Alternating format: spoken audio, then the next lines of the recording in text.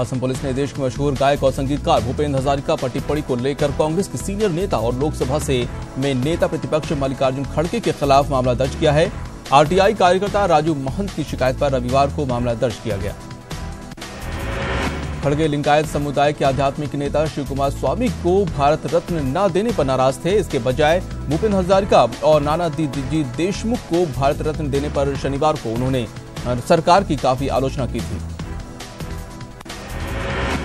योग गुरु बाबा रामदेव ने भारत रत्न को लेकर सवाल खड़े किए हैं और कहा है कि आजादी के 70 साल में किसी भी सन्यासी को भारत रत्न नहीं मिला, जबकि कई संतों ने समाज के लिए अतुलनीय योगदान दिया।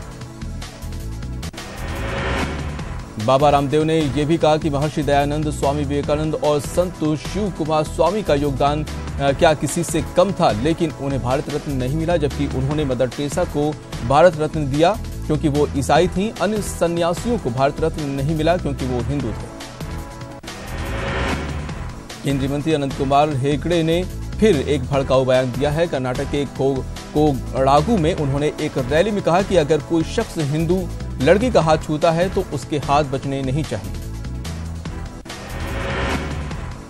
कोडागु की रैली में केंद्रीय कौशल विकास मंत्री अनंत कुमार ने यह भी कहा कि हमें अपनी समाज की प्राथमिकताओं के बारे में फिर से सोचना होगा, हमें जाति के बारे में नहीं सोचना चाहिए। उन्होंने कहा कि हमारे आसपास जो हो रहा है उस पर भी निगाह रखनी चाहिए।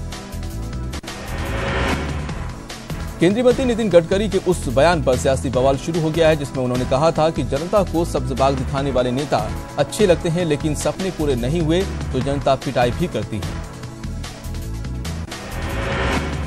नितिन गडकरी के इस बयान को लेकर एआईएमआईएम के नेता असदुद्दीन ओवैसी ने ट्वीट करके लिखा है कि पीएम सर, गडकरी आपको आईना दिखा रहे हैं और वो भी बड़ी चालाकी से।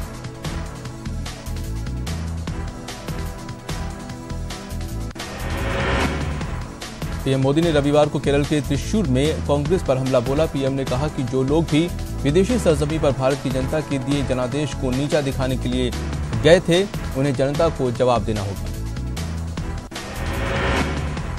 प्रधानमंत्री मोदी ने त्रिशूर में यह भी कहा कि चाहे कांग्रेस हो या लेफ्ट पार्टियां, उनके मन में चुनाव आयोग सहित किसी भी संस्था के प्रति कोई आदर सम्मान नहीं है।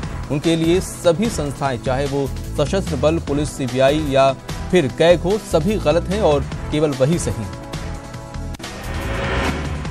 पीएम मोदी ने यहां लंदन में आयोजन ईवीएम हैकाथॉन के आयोजन पर भी सवाल उठाया और कहा है कि सम्मेलन में जाने वाले कांग्रेसी नेता ने जनादेश का अपमान किया। बीजेपी अध्यक्ष अमित शाह आज हिमाचल प्रदेश के ऊना में एक बीजेपी कार्यकर्ता के एक सम्मेलन को संबोधित करेंगे। इस सम्मेलन में हमीरपुर संसदीय क्षेत्र के करीब 35,000 पन्ना प्रमुखों के शामिल होने की उम्मीद जताई गई है। सीएम अशोक गहलोत का वागड़ दौरे के आज दूसरा दिन है। सीएम डूंगरपुर जिले में जाएंगे, जहां गलियाकोट की प्रसिद्ध और पीर फखरुद्दीन की दरगाह में जियारत के साथ साथ शीतला माता मंदिर में दर्शन करेंगे। वहीं कुआं गांव में कार्यकर्ता सम्मेलन में शिरकत भी करेंगे। केंद्रीय मंत्री नितिन गडकरी का आज नागांव दौरे पर रहेंगे। इस दौरान गडकरी नागांव सालासर सड़क परियोजना का उद्घाटन करेंगे। आपको बता दें कि परियोजना 637 करोड़ की लागत से बनी है। इस दौरे के दौरान नितिन गडकरी 28 करोड़ की लागत से बने केंद्रीय विद्यालय की आधारशिला भी रखेंगे। वहीं केंद्रीय मंत्री मेगा रोजगार मेले का शुभारंभ करेंगे। बीजेपी आज गहलोत सरकार के खिलाफ प्रदेश भर में प्रदर्शन करेगी। बीजेपी किसानों की संपूर्ण किसान कर्ज माफी, आर्थिक रूप से कमजोर सवर्णों को प्रदेश में तत्काल आरक्षण देने के साथ बेरोजगार युवाओं को 3500 रुपए का भत्ता देने की मांग करेगी। बीजेपी के साथ गठबंधन पर अंतिम फैसले लेने के लिए शिवसेना ने पार्टी नेताओं और सांसदों की अहम बैठक बुलाई है। आज मातोश्री में होने वाली इस बैठक में बीजेपी के साथ पार्टी के रिश्ते पर अंतिम मुहर लगेगी। आंध्र प्रदेश के सीएम चंद्रबाबू नायडू ने ईवीएम मशीन को 100% वीवीपैट से जोड़ने की मांग की है। ईवीएम को 100% तक हैक होने का दावा करते हुए चंद्रबाबू नायडू ने कहा कि तकनीक के आगे लोकतंत्र को कुर्बान होते नहीं देखा जा सकता।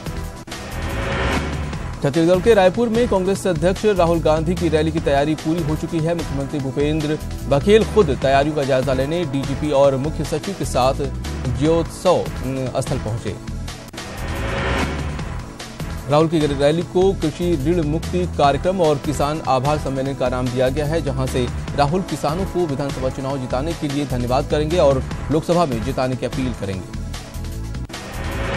मध्य प्रदेश के पूर्व सीएम और कांग्रेस के दिग्गज नेता दिग्विजय सिंह से रायपुर में जेसीसीजे के कई नेताओं ने मुलाकात की। जेसीसीजे नेता विधान मिश्रा भी कांग्रेस में वापसी की चाहत के साथ दिग्विजय सिंह से मिलने सीएम के अस्थायी आवास पर पहुंचे थे। वहीं बीजेपी ने आरोप लगाया कि दिखावे के लिए सरकार राहुल गांधी की रैली पर सरकारी खजाने से करोड़ों रुपए फूंक रही है, जबकि अभी भी 85% किसानों का कर्ज माफ नहीं हुआ है। छत्तीसगढ़ के रायपुर में आज शाम 6 बजे मंत्रिमंडल की अहम बैठक होगी। इस बैठक में कुछ बड़े फैसलों पर मुहर लग सकती है। मध्य प्रदेश के पूर्व मुख्यमंत्री बाबूलाल गौर ने कांग्रेस के टिकट के ऑफर को आखिरकार ठुकरा दिया है। बीजेपी प्रभारी स्वतंत्र देव सिंह से मुलाकात के बाद गौर ने कहा कि पहले प्रस्ताव पर विचार था, लेकिन अब नहीं है। बाबूलाल गौर ने कहा कि कृष्ण गौर को टिकट मिलने के बाद कोई शिकायत नहीं है। इसके पहले गौर ने बागी तेवर दिखाते हुए साफ कहा था कि दिग्विजय सिंह ने लोकसभा चुनाव के लिए कांग्रेस की टिकट ऑफर दिया था, जिस पर विचार कर रहा हूं। बीजेपी के महासचिव कैलाश विजयवर्गीय और अपने जमाने की फिल्म स्टार रही मौसमी चटर्जी ने उज्जैन के महाकाल मंदिर में दर्शन किए। कैलाश विजयवर्गीय ने कमलनाथ की सरकार को अब तक की सबसे असफल सरकार बताया। प्रगतिशील समाजवादी पार्टी के अध्यक्ष शिवपाल यादव फिरोजाबाद लोकसभा सीट से चुनाव लड़ेंगे। इसका ऐलान शिवपाल यादव ने कर दिया है। फिलहाल इस सीट से समाजवादी पार्टी के राष्ट्रीय महासचिव रामगोपाल यादव के बेटे अक्षय यादव सांसद हैं। बिहार के आरजेडी विधायक तेजप्रताप यादव ने एक बार फिर नीतीश सरकार पर गंभीर आरोप लगाए हैं। तेजप्रताप ने कहा है कि छात्र नेता पर हमला करने वालों को सरकार बचा रही है। उन्होंने कहा, जल्द आरोपियों की गिरफ्तारी नहीं हुई तो पूरे बिहार में आंदोलन होगा। आरजेडी के छात्र नेता गगन यादव की हुई पिटाई मामले को लेकर तेजप्रताप यादव अपने समर्थकों के साथ सुल्तानगंज थाने का घेराव किया। थाने पर करीब 1 घंटे तक हाई वोल्टेज ड्रामा चलता रहा। कांग्रेस के रोड शो में बाहुबली विधायक अनंत सिंह के शामिल होने पर प्रदेश अध्यक्ष मदन मोहन झा ने कहा कि अगर कोई रोड शो में शामिल होकर राहुल गांधी के समर्थन में नारे लगाता है तो किसी को आपत्ति नहीं होनी चाहिए।